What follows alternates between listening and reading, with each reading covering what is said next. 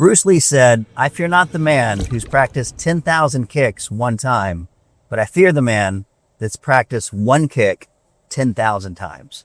And that's why this video is about repetition and the psychology of creating a long neural pathway. Because what gets fired together gets wired together. You may have seen that in the movie What Bleep Do We Know years ago, 20 years ago. But the entire concept of creating habits, a habit loop, and neural pathways, whether it's through handwriting, through meditation, through journaling, through martial arts, is about using your brain to seal in an emotion with a habit books that I've been reading by James Clear. They talk about this habit loop of like, if you can find the piece and then that trigger into an emotion, then all of a sudden you can change your diet, you can change your life, you can change everything about habits. But that's what most people have stuck in a trauma or bad habit. So think about what a trauma is. I'm going to go back to my NLP training here, my therapist hat on. Is a trauma, let's just take something like getting hit by a train, right? Let's say you're a little girl and you see a train come by and it hits the dog and you're like, I can't stand trains, right? Because my dog. So when that little girl saw the train, heard the train, had the negative emotional experience of her dog getting hit by a train, I know this is really depressing. It's just an example. No dog was hit. No kid was harmed in the filming of this video. Is that the neural pathway says train sound equals pain. So for the rest of her life, she has a phobia or an instant fear or a trigger from train equals pain. And that all it is, that happens once. The way that you have triggers. So if you're afraid of anything, if you have a trigger, if you have a trauma, if you have a negative anchor, all that happened was an intense emotion combined with a unique stimulation, sight, sound, emotion, whatever. So the train signal, very unique, very high pitched, doesn't happen a lot.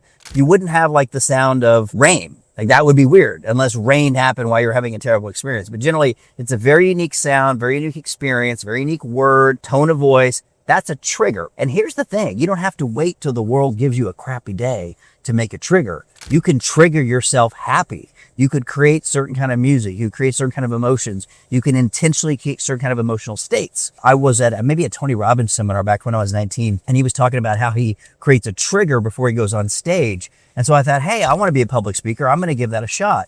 So I started doing this little weird hand motion. If you ever see me speak, you might see me do this before I get on stage. I haven't done it lately. I've had super confidence both in stand-up but when I first started, like the first couple of national TV shows, I was 20, 21 years old, and it was a little scary, right? Like I didn't know how to, so I would do that. And then that anxiety was linked with excitement, and I performed well on all the TV shows I did in my 20s. And so now when I just feel good now, I just did that. I was like thinking back into like, wow, I was in New York. I was, 23 years old. I was on national TV. So that motion I just did triggered a memory to a thought of me on TV almost 25 years ago. Like that's how it's all neural pathway. I mean, it's all wired together.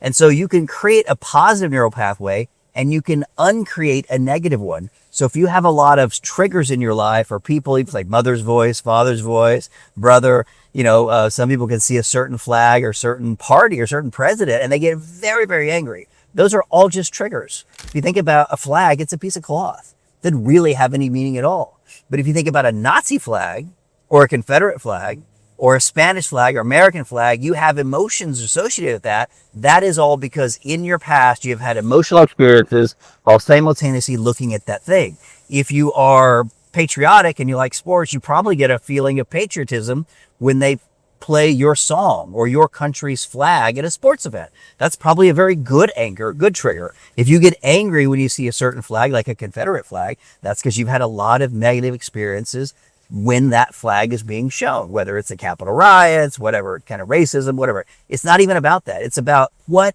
trigger makes you have a certain feeling. But here's the deal.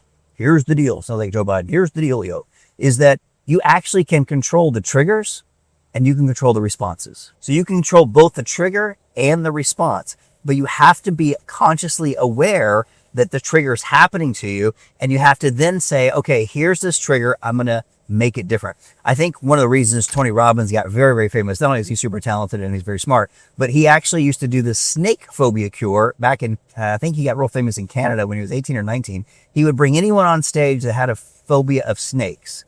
And when he would use his NLP hypnotic magic to literally let them no longer have a traumatic experience. It's called the phobia cure. Very, very fundamental, basic 101 if you study NLP or hypnotic training, right? But to the average audience, it's just magic. I think Albert Brooks said, to the average person, advanced technology is perceived as magic. And so anything that's advanced, like NLP, handwriting analysis, I've had people I do handwriting and say, oh my God, that's of the devil. You can't know that. Are you a psychic? Like, no, it's just a system that someone came up with. I learned it. And now I have this unusual insight into personality. So what he did is he was able to cure someone's snake phobia instantly. And that seemed like magic. But all he was thinking was, here's the stimulation. Here's the emotion. Let's break the pattern and then create a new emotion associated with that. So for example, the alarm clock. If you have a negative emotion to your alarm clock, you're going to hate the mornings. So I'm writing a new book called Dancing in the Kitchen for No Reason, because my mornings are filled with joy and happiness and fun. And so when I hear the alarm clock, I'm like, wow, I get to have breakfast with my girlfriend. I get to go work out. I get to hear her play the piano. Like, I get to great coffee. Like, I now associate mornings with something very pleasurable, where before it was like, oh, another day. I don't do that. So now the alarm is a joyous sound. Also, by the way, I changed the sound of the alarm. With our smartphones now, you don't have to have a bad alarm. You can have music, waterfalls, piano music. You don't have to have wah, wah, wah, wah. That sound still makes me nervous. I don't like that sound. Wah, wah. It's like a fire alarm, right? So this video really is about anchors and triggers, and really sort of how to trigger yourself happy. My sister Stephanie's been working on a book called Trigger Yourself Happy, and she has her whole environment planned out. Incense, smells, spatial arrangements. Even when she consults with real estate, she helps people figure out what things in the environment will trigger themselves to be peaceful and happiness. And what a great way to approach life, right? You're like, hey, we're physical beings. We have neural pathways. Because we have neural pathways, they're going to be stimulated whether we want to or not. So you might as well plan ahead to have them stimulated in a way that triggers yourself happy. And most importantly, especially for you suffering with addiction or trauma or PTSD, those triggers can be fixed. You do not have to live with absolute trigger, shelter, shut in. I can't go out in the world because I'm afraid of a loud noise. I remember a story, maybe 77, 78. My mom, after she left my dad and divorced with my dad, is that she dated a guy that came back from Vietnam. And once in a while, he would run around screaming Charlie, and he would look up in the sky for helicopters because he had PTSD. So he physically heard something, like a gunshot or firecracker, and he thought, oh my God, his brain flashed back to the horrors of war. So that's real. That's real. And it can be solved now through a combination of mushroom therapy and a lot of interesting psilocybin, NLP, hypnosis. But the thing is, you don't have to live with it. We're organisms that learn, and we can unlearn the same way. Anyway, that's my lecture on triggers and anchors. It's a pretty cool concept, and it's pretty fun, but you have to dig really deep into the NLP books to fully understand trigger and anchoring. In my latest book, which is hopefully out by now, Happy Wealthy Mind, I talk about triggers and anchors and how to trigger yourself happy, but it's a much, much deeper context. And if you're into therapy or counseling, it's just fascinating. I mean, human beings are fascinating. We're little learning machines, and you can trigger yourself happy. My name is Bart Baggett. Thanks for following. Thanks for watching the video. I know it's a little bit long. Like and subscribe for more. Hit the little remind me bell. It'll push that we have a new video released. I think that's how on YouTube alone. The other one's TikTok and Instagram. You know how to do it.